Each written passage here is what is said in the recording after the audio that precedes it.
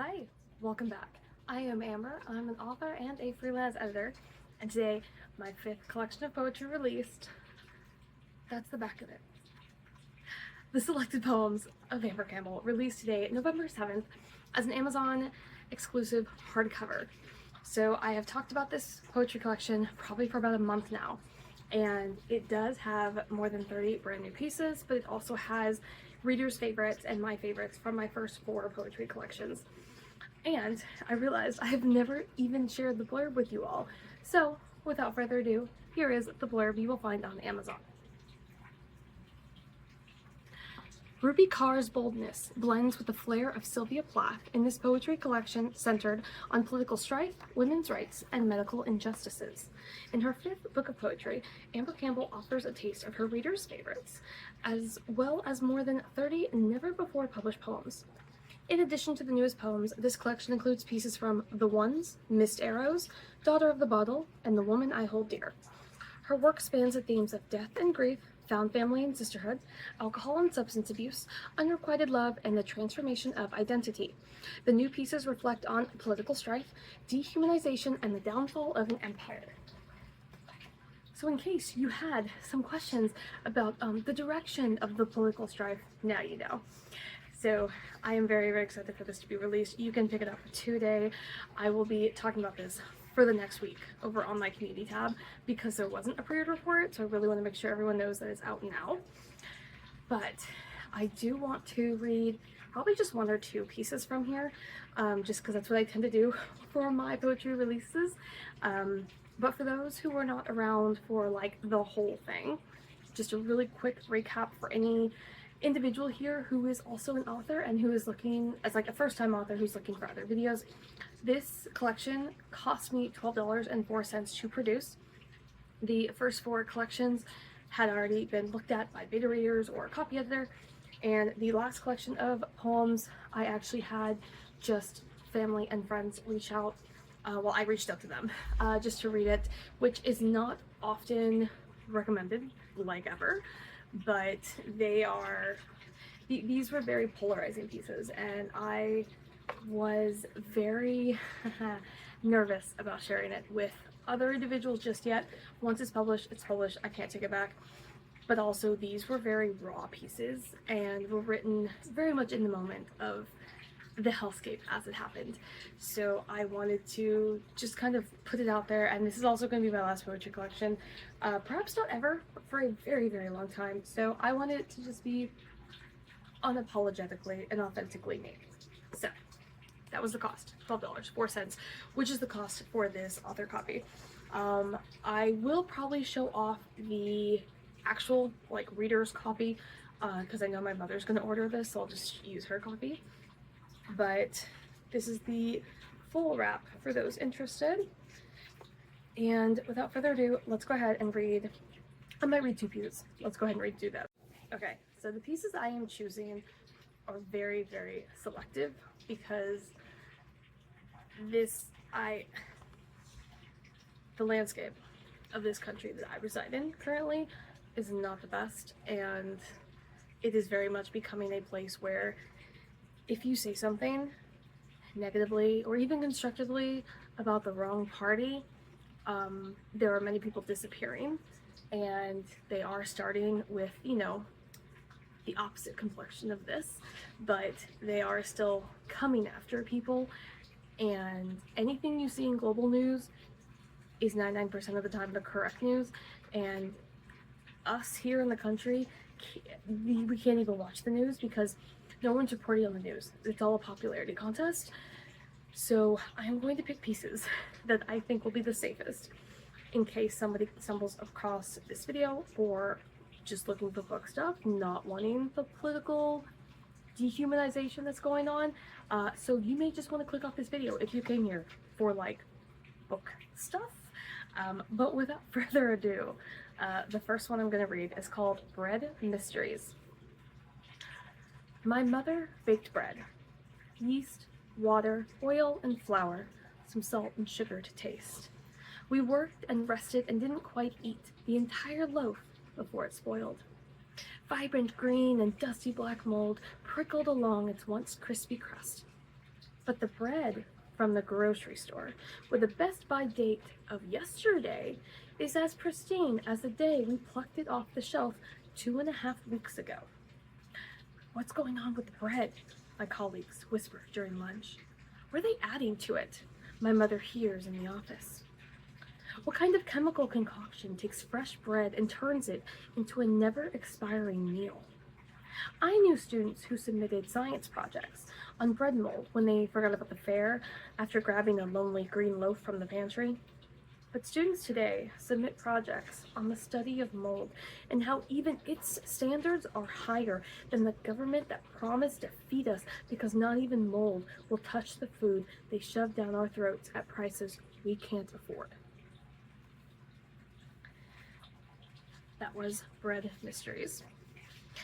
And I think the next one, I kind of want to touch on the medical injustices, because there's not as many of those in this as just the blatant criticism of the government's actions, as well as corporate America, because there's a lot of those as well.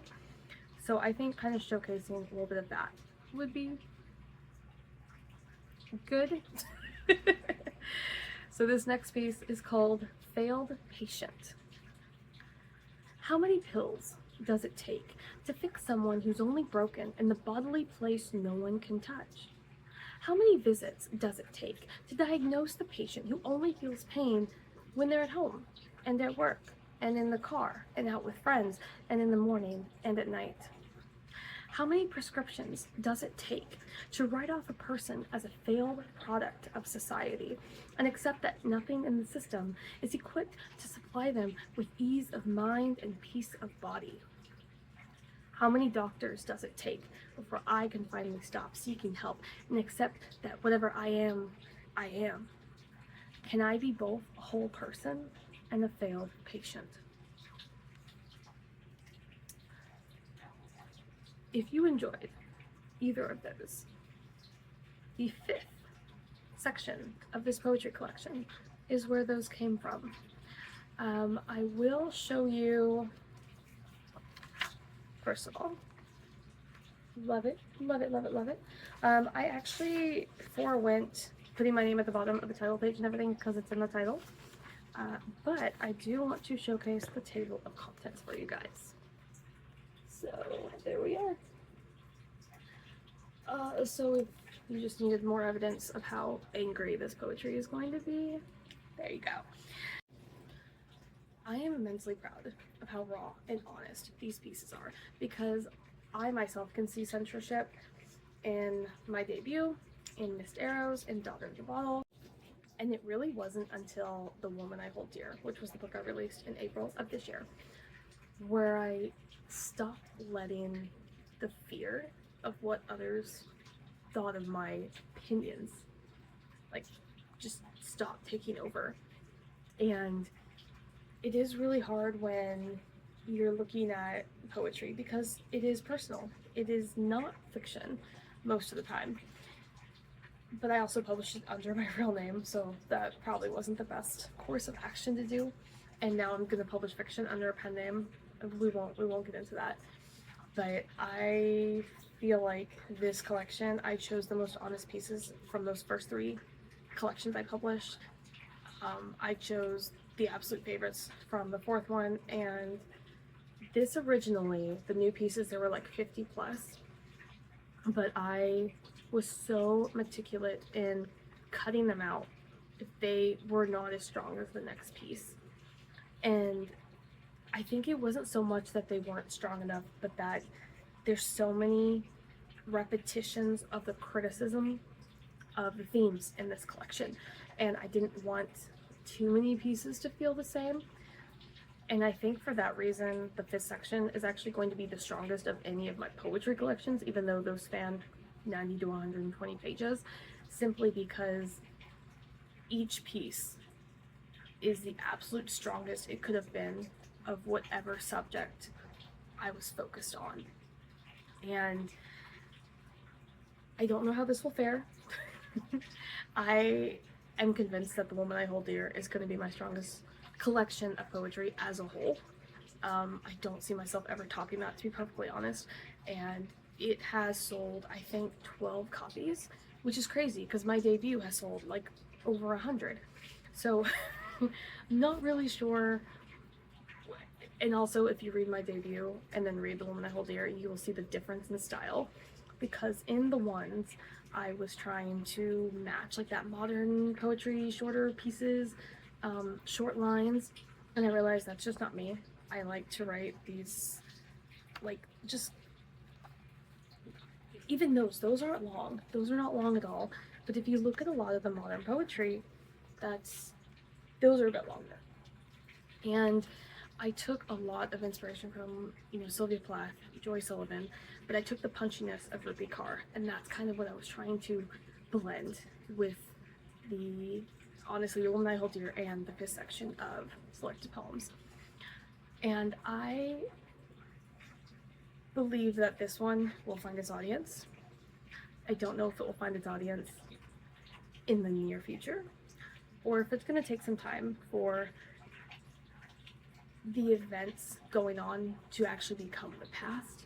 And judging by how the landscape is going, we're right on an edge. We could tip one way or the other. So I'm not trying to get on the soapbox at all. I'm trying to promote the book. But I also feel like it's important to understand that there is fiction meant to entertain, to be purely an escape. But there's a lot of fiction and poetry out there that is meant to urge you into action, or to even just urge you to feel something uncomfortable. And that's what I'm doing with the selected poems. And I want you to feel the more romanticized emotions, like love and heartbreak and joy, and the happy fluffy stuff. Heartbreak isn't fluffy by any means, but it's very relatable. I would say 98% of humans have experienced heartbreak, so it's definitely something to romanticize in that regard. But this is more about injustices, about the reality of womanhood, about how we have come so far as a global civilization, and yet how certain people in power are ensuring that certain individuals and certain groups of people will never taste that power. And it's very difficult to live through, and it's very difficult to think of, if this all goes bad, the worst case scenario, it's always the same. It's going to be a full-out war. Whether that's going to be a civil war or a global war, we don't know yet. But if something doesn't change, that's the direction it will be going in. And so with that, if you are still here, if that is something that you need to protect your peace with, because you have set yourself an allotment of what you can handle without completely breaking, don't pick this one up. If you are someone who wants to keep fueling the rage so that you can keep fighting, pick this up. I am always someone who advocates that if you're not in the right place emotionally and mentally, don't make yourself worse for no reason, or just like suffer for the sake of the fight or whatever. No, we're human, we're not machines. So I am very excited to release this final collection of poetry and to dive into my fiction from here on out. And I may still write poetry on my own, like as a cathartic release, but the selected poems of Amber Campbell is officially available as a hardcover over on Amazon. I think I will eventually create an ebook for it, and it will probably be in Kindle Unlimited. This will just be the most exclusive of anything, because, as I mentioned, there are some pieces that I don't think are quite ready for the entire world to just come at them and attack them, and you know what? That's probably really selfish of me. That's okay. This is my book. So, all the links will be down below, and thank you guys so much for joining me. If you have been here from the beginning, if you just joined last week, if you just found me today, thank you so much for joining me. If you think that this could be like a new channel for you to hang out on, subscribe, like, comment, share, all the clicky button things.